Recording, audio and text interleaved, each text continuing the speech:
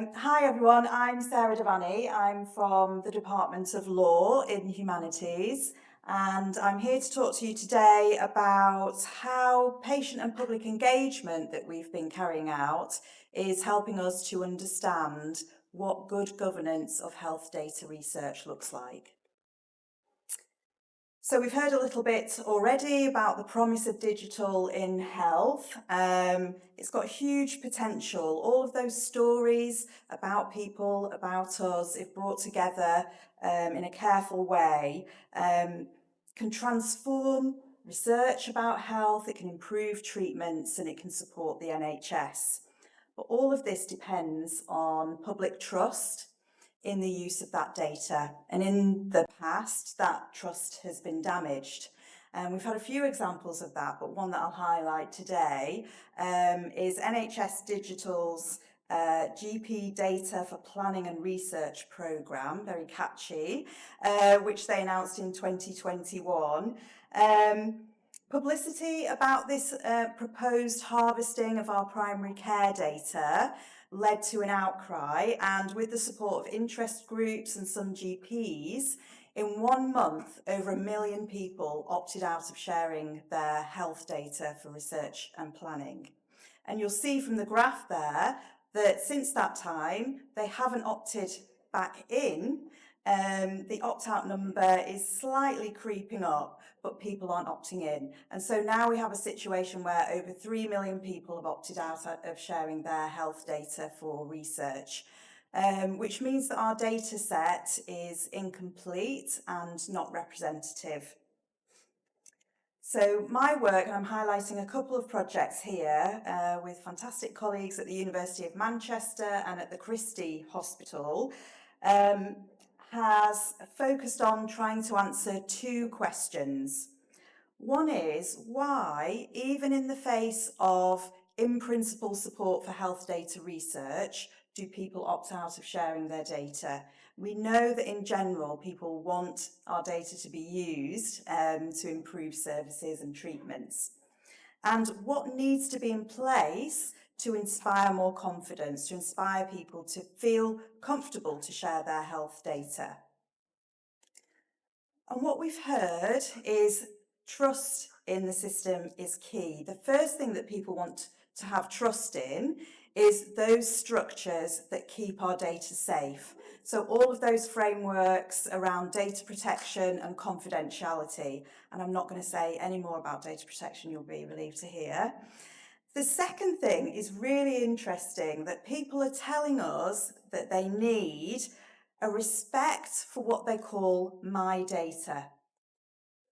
Now, it's quite a simple term, and we might think that we understand what we mean by that, but our work with patients and members of the public has led us to understand that people have a deep connection to their health data. They see it as akin to representing them in the way that their DNA might represent them, but also the way it's used is connected to them and their personal values. So what is done with their data is really important to people.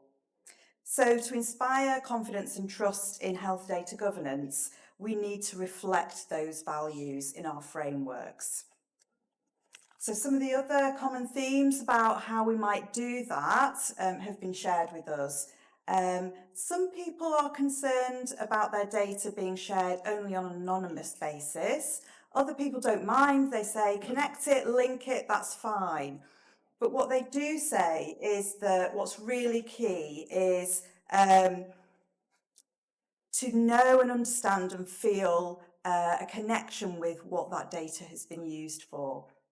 Transparency, people want to understand what their data has been used for, and they also want to know, like we find out with our blood donations, they want to know what great things have been achieved through the use of their data, so we need to close that circle. People have said, through the work that we've done with them, that it was great to learn more about how we can use data, the structures to protect it, get an information campaign out there for others to learn what they have learned. People want meaningful choice and control. Once they understand what the limits of that might be within existing governance frameworks, that's part of the understanding work, the literacy campaign. They're also interested in having a trusted intermediary to take some of the burden of making decisions about sharing for them, particularly for health research where they're in a vulnerable moment in their lives and they might be experiencing a particular health condition. And finally, data curation. So quality data records are really important for people to be able to trust that what their data is used for is an accurate representation of themselves. And people regularly say to us, my health records are inaccurate, I can't correct them, I don't trust what people are going to use it for if they can't even create an accurate record. So we've done work across a citizens' jury, focus groups, interviews, and most recently we're staggering out the other side of a 3-day People's Forum, which is very exciting and very exhausting as well, to create a People's Charter on the use of health data in rapid learning research.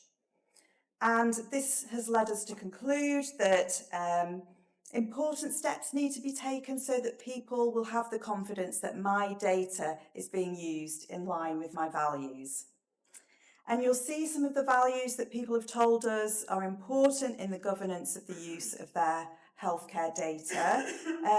They're not complicated, they're not necessarily surprising, but they are critically important to people who want to feel as though they're making this beneficial contribution and want to overcome their concerns about sharing their data.